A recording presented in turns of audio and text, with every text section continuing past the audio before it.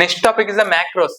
ఈ మ్యాక్రోస్ ఎందుకంటే యాక్చువల్ గా మనం ఇంటూ I1 I2 అని ఇక్కడ డిక్లేర్ చేస్తాం కదా, ఇంటూ I1 I2 అని నేను ఇక్కడ డిక్లేర్ చేస్తాను చూడండి, డిక్లేర్ చేస్తాను I1 I2 I1 15 I2 16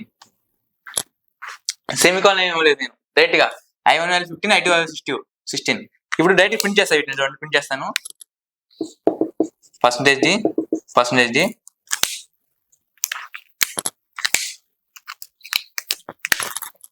I1 I2.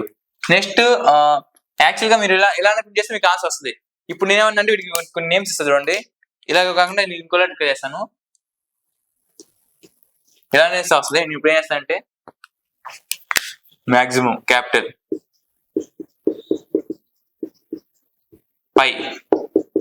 పై వాల్యూ సంథింగ్ మీ ఇష్టం, మనం డిఫైన్ చేసుకున్న ఫార్ములా 3.14 ఎక్సెట్రా ఏదో ఉంటుంది సంథింగ్ 3.14 నేను డిఫైన్ చేసుకున్నాను, ఎస్ఐ చేస్తున్నాను, ఇనిషియల్ చేశాను. పై వాల్యూ దీనికి చేశాను, ఐ వాల్యూ 100, పై మాక్సిమం వాల్యూ 100 ని మాక్సిమం కి ఇనిషియల్ చేశాను. 3.14 పై వాల్యూ నాకు రిమెంబర్ గుర్తులేదు, 3.14 గుర్తుపెట్టుకున్నాను, దీని పైకి ఇనిషియల్ చేశాను. ఇప్పుడు రన్ చేస్తే సేమ్ అయ్యే వస్తాయి, మాక్సిమం 100 అని. ఇది 3.14 అండి.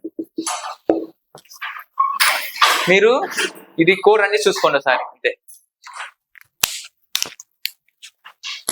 దీని గురించి ఇంకా ఫ్యూచర్ లో మీకు ఇన్ డీటెయిల్స్ వస్తాయి, చూడండి సార్. ఇప్పుడు మ్యాక్రోస్ అంటే ఏంటి? యాక్చువల్ గా మనం ఏం చేస్తాం చూడండి,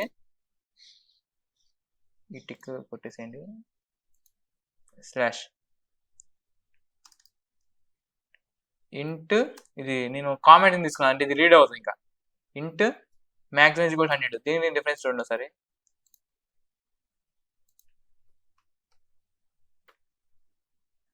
మాక్సిమం 100. ఇప్పుడు దీన్ని రన్ చేసి చూడండి ఒకసారి ఏమైందో.